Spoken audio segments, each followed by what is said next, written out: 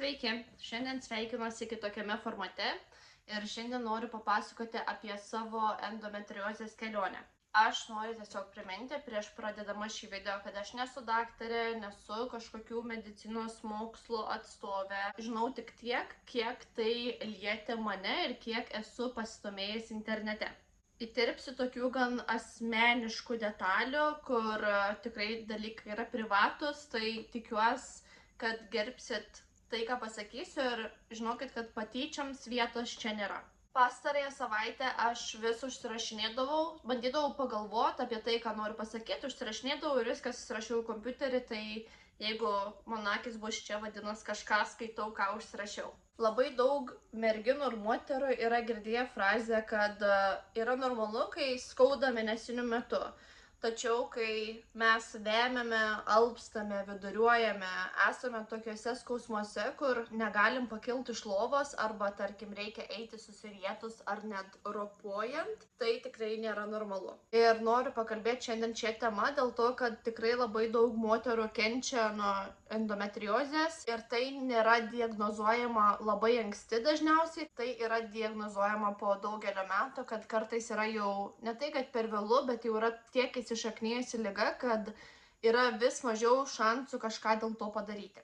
Tai kas yra endometriozė? Tai endometriozė yra lėtinė liga, kai audinys, kuris yra labai panašus į gimdos gleivinę, tai yra endometriumą, auga už gimdos ribų. Ir dabar paskaitysiu, nes užsirašiau, nes nebūčiau niekaip prisiminus, tai dažniausiai endometriozė yra randama ant kiaušidžių, kiaušintakių, dubens srityje, ant žarnyno, šlapimo pūslės, retesniais atvejais ir kitose kūno vietose.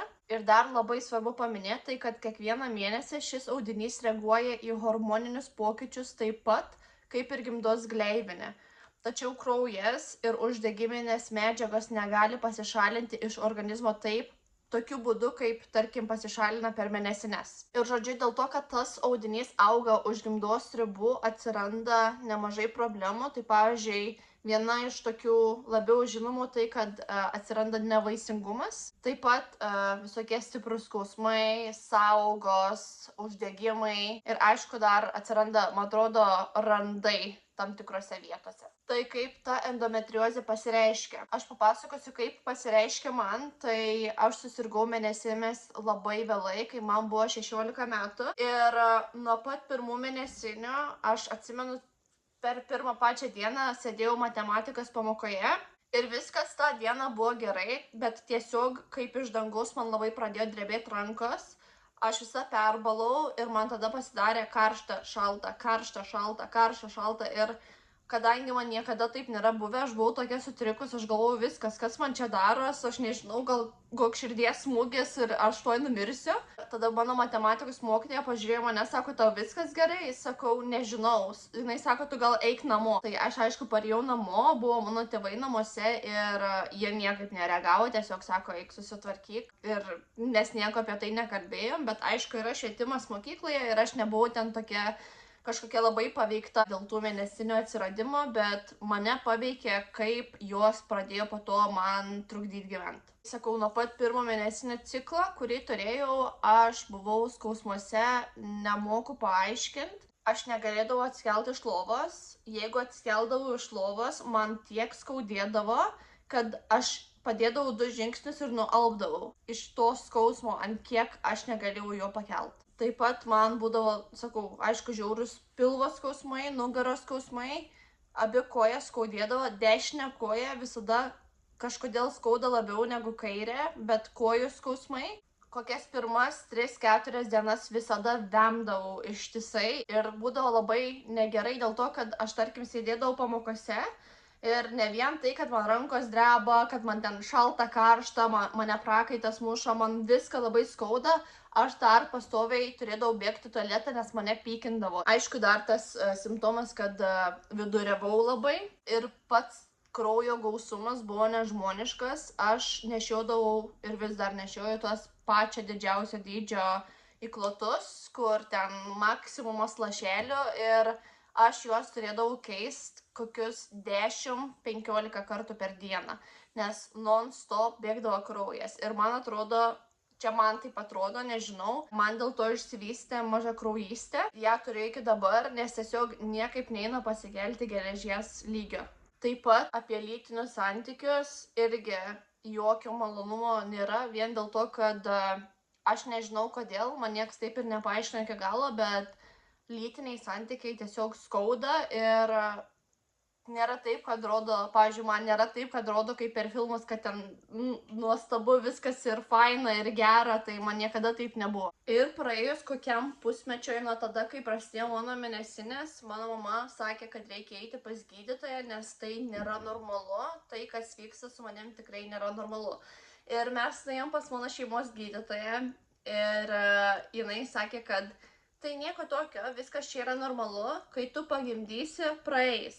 Ir aš tada 16 metų sėdžiu, klapsiu tom akytėm, galvoju, aš kai buvau 16, aš neplanavau turėti vaikų tuo metu ir aš galvoju, kiek man reiks laukti iki to gimdymo, kad man pasibaigtų šitas pragaras kas mėnesinis. Ir dar vienas dalykas, tai kad mano mėnesinės ir tada ir dabar trunka nuo 7 iki 9 dienų. Ir aišku, aš nelabai galiu kaltinti gydytojas, nes tai buvo 2014 metais, kiek pamenu, nesu girdėjus apie tą diagnozę endometriozę ir niekas apie tai plačiai nešnekėjo. Gal tiesiog, iš kur aš esu kilus, ten mažas miestelis, ten gal nebuvo pasiekę tokie dalykai, tokia informacija tos vietos, kur buvo mano šeimos gydytojas. Ir aš eidama iš gydytojo galvojau, negi man visą gyvenimą taip reikės gyventi, kad aš turėsiu savo jom ryt tabletes, kad aš galėčiau atsikelti iš lovos, nes vis tiek aš norėjau tada po mokyklos studijuoti, aš norėjau susirasti darbą ir aš galvoju, kaip man reikės eiti darbą, kaip man reikės daryti dalykus kiekvieną mėnesį ir aš tiesiog galvoju, kad viskas, mano gyvenimas yra realiai nurašytas ir aš nuoširdžiai laukiau, kol man ateis menopauzė. 16 metų aš negalėjau galvoti apie nieką kitą, tik tai, kad aš noriu, kad man būtų menopauzė. Tai bėgo metai, aš baigiau mokyklą. Buvo momentų, kada aš iš to skausmo, kai nualdau, mano vaikinas nuveždavo į ligoninę ir tada man sulašindavo lašelinę. Nežinau, ar ta lašelinė kažkuom padėdavo, bet aš tiesiog ten pagulėdavau ramiai kokią valandą ar 2. Ir aišku, man gal pagerėdavo, nes duodavo ir vaistų. Bet aš galvoju, aš negaliu kiekvieną mėnesį eiti į priimamąjį ir aš visą laiką galvojau, kad aš tiesiog esu žiauriai silpna, kad tikriausiai viso moteriam taip yra, bet aš tiesiog esu tokia nevykus, kad aš negaliu iškęsti šito skausmo. Ir man atrodė, galvoju, kad čia yra žiauriai normalu, tik su manim yra kažkas negerai vien dėl to, kad aš taip nemoku to skausmo pernešti. Na ir man tada suėjo 20 metų. Aš pastojau ir aš jau buvau šiek tiek girdėjus apie endometriozę. Aš žinojau, kad viena iš priežasčių, kodėl būna moteris nevaisingos, tai yra endometriozė. Ir kai aš pastojau, aišku, buvo neplanuotas nėštumas. Ir aš net nedvejojus, man nebuvo jokios kitokios minties, kad tas kūdikis buvo mano dovana. Aš šiaip nesu religinga, bet aš gavau lyg ir tokį ženklą iš visatos, nes čia kita tema, bet tuo metu mano gyvenimas buvo toks chaotiškas. Ir aš galvoju, čia bus mano ženklas, kad man reikia tiesiog sulėtint, atsisėst ramiai, kad kažkas atneštų to lėtumą į mano gyvenimą. Tai aš labai apsidžiaugiau, kai sužinojau, kad laukiuos ir plus galvojau, kad mano daktarė sakė, kad bus daug geriau, kai pagimdysiu. Ir čia bus man ta dovana, kad man nebeskaudės, nebebus... Man juokinga, nes taip aišku nebuvo, kad nebeskaudės ir aš šiaip galvojau, kad tiesiog yra nevaisingumas didelis. Kai laukiaus, neturėjau mėnesinį 9 mėnesius ir tada 1,5 metų žindžiau ir neturėjau mėnesinių dar 2 metus. Net kai ir nustojau žindyti, dar 1,5 metų negrįžo mėnesinės, tai aš, žinokit, gyvenau rojuje. Aš buvau tokia laiminga, jūs neįsivaizduojat, aš galvoju, kodėl man taip gera gyventi ir kodėl aš skraidau padebesiais. Aš tada atsisėdus pagalvoju, kad kiekvieną mėnesį aš nebegyvenu skausme ir mano gyvenimo kokybė tiek pagerėjo. Buvau 9 dangui. Na ir aišku, kai man mėnesinis grįžo, kai nustojau žindyti, tada grįžo ir skausmai. Ir tada grįžo ne tik skausmai, bet tarp mėnesinių, tai tarkim baigdavos vienos mėnesinės ir tada aš kraujuodavau, bet kraujuodavau ne mėnesiniu krauju, o tokiu tiesiog krauju. Praėjo vienas ciklas, tada antras ciklas ir aš galvoju, tikrai nėra normalu kraujuot 24 valandas per parą, non-stop, kiekvieną mėnesio dieną. Tai aš nuėjau pas gydytoją čia Anglijoje ir gydytojas buvo vyras. Ir sako, na, tai kuo galiu padėti. Ir aš jam paaiškinau, kad aš kraujuoju net ne mėnesinių metu. Ir jis sako, tai tau čia mėnesinis. Ir sakau, ne, kiekvieną dieną, sakau, aš kraujuoju. Ir jis sako, kodėl tau atrodo, kad tau ne mėnesinis. Ir aš jam rodau programėlę, sakau, dabar nėra mano laikas, dabar neturi būti mano mėnesinės. Ir jis sako, ištrink tą programėlę, jų nereikia, tiesiog jeigu kraujuoji, vadinasi tau mėnesinis ir viskas. Ir jis man tada nepadėjo. Tai aišku, vėl man toks buvo, mane nuvarė taip ir sakė, kad man viskas gerai ir tada galvoju, gal aš iš tikrųjų čia prisigalvoju, gal iš tikrųjų čia yra normalu. Nors aš žinau, kad kraujuot kiekvieną dieną nėra normalu. Bet aš tada nepasidaviau ir žinau, kad grįžau į Lietuvą, man atrodo, po savaitės po to vizito ir aš užsiregistravau į, dabar nežinau kaip vadinas, bet tuo metu buvo medicinos ir diagnostikos centras. Daktarės vardu irgi neprisimenu, bet buvo labai maloni daktarė ir tada mane apžiūrėjo, ten žodžiu viską padarė, visas nuotraukas ir tyrimus ir sako, tu turi endometriozę pažengusią ir tu turi polipus. Ir vien dėl to, kad tu turi tuos polipus, dėl to tu ir kraujuoji. Tai juos reikia pašalinti. Ir sako, mes galim juos pašalinti, bet aš tada turėjau, man atrodo, kitą dieną jau skristi namo, tai taip ir man nesigavo pasidaryti to Lietuvoje.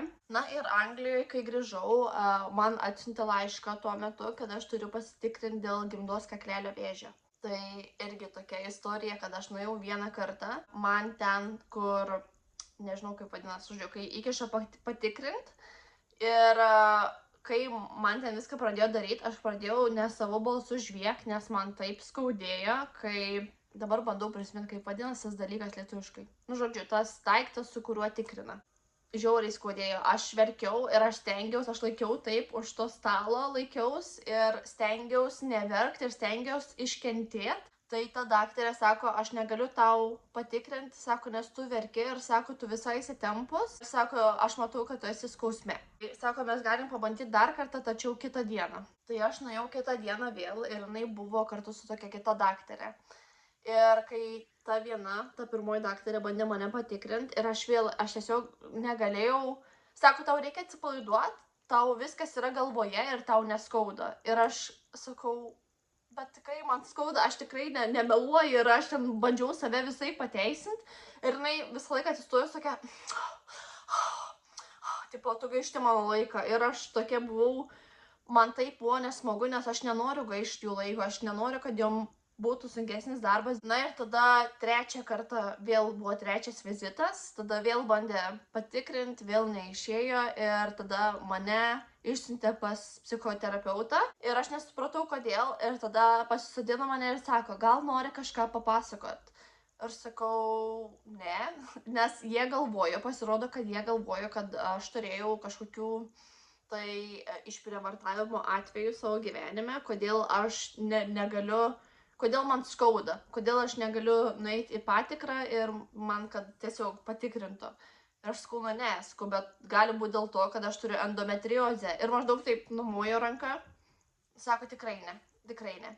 Tai per labai didelius nenorus ta daktarė, kur vartė akis, sako, mes galim patikrinti, bet tave reikės užmigdyti. Sakau, gerai, gali daryti. Sako, bet labai ilgai reikės laukti. Sakau, gerai, galiu palaukti. Ir man atsiuntė vizitą už savaitės pasidaryti tą tokią mini procedūrą. Tai per tą procedūrą man išvalė polipus ir patikrino dėl gimdos kaklelio vėžio. Ir mane bandė labai įtikinti įsidėti spiralę. Jie sakė, kad jeigu man įdės spiralę, man gali būti taip, kad iš vis nebus mėnesinių ir bus viskas labai gerai ir nebeskaudės. Ir aš manau, kad mėnesinės yra tam, kad jos turi būti ir tavo gimda turi išsivalyti ir tai yra natūralu. Ir esu girdėjus labai daug dalykų iš kitų moterų, kurios turi spiralę arba turi implantą rankoje, kad joms nebūna mėnesinių, Bet tarkim, kai turėtų būti mėnesinės tą laiką, jums sukas galva, jums skauda galva, jums būna ten karšta, šalta, daug priauga svorio arba tiesiog nuotaikos labai keičiasi ir gal man to ir nebūtų, bet aš rizikuot labai nenorėčiau tokiais dalykais, tai aš atsisakiau. Ir dar tos procedūros metu jie sakė, paėmė biopsiją iš to endometriumo ar kažkas tokio, nežinau, žodžiu, jie man sakė, paėmė biopsiją ir atsiūs man rezultatus. Praėjo jau 2 metai ir dar rezultatų nėra.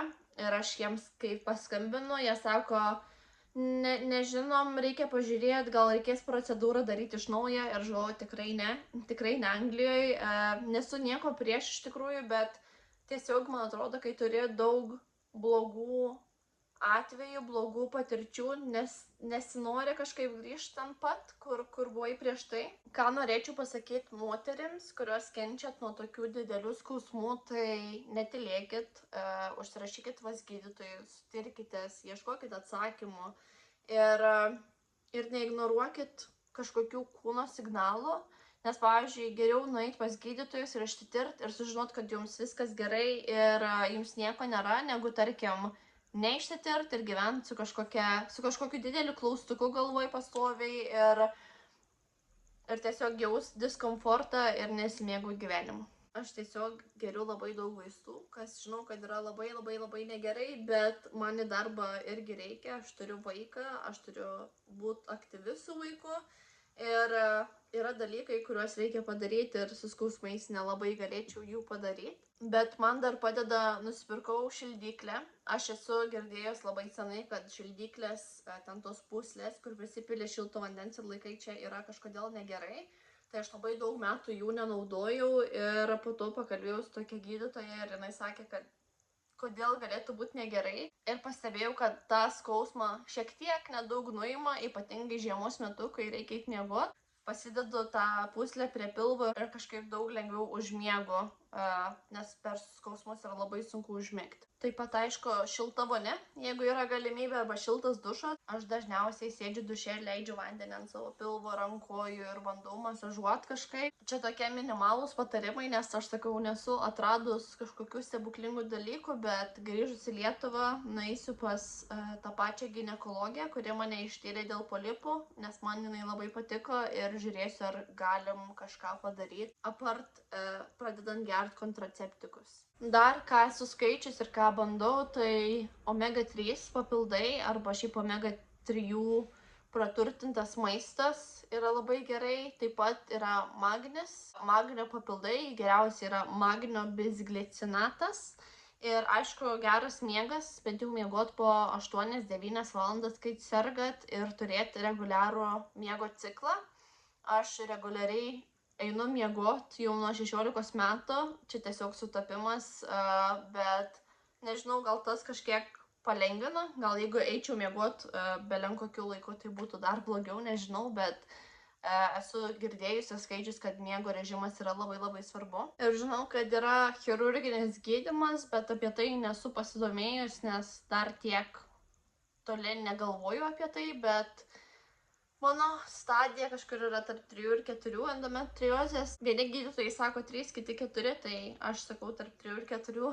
Ir pabaigai aš noriu pasakyti, kad endometriozė nėra tik kažkokia liga, kur galvosit, ai, čia išmislas kažkoks. Ji paveikia jūsų gyvenimo kokybę, mokslus, darbą, santykius, psichologinę būklę. Ir man asmeniškai prireikė gan daug metų ir daug vaikščiojimų pas gydytojus, kol man nustatė šią diagnozę. Ir manau, kad jeigu nors vienam žmogui ši prezentacija padėjo suprast, kad tai nėra normalu, dideli mėnesinių skausmai ir kiti simptomai nėra normalu, tai man atrodo, kalbėti apie tai buvo verta. Ačiū, kad žiūrėjote ir iki kitų video. Iki.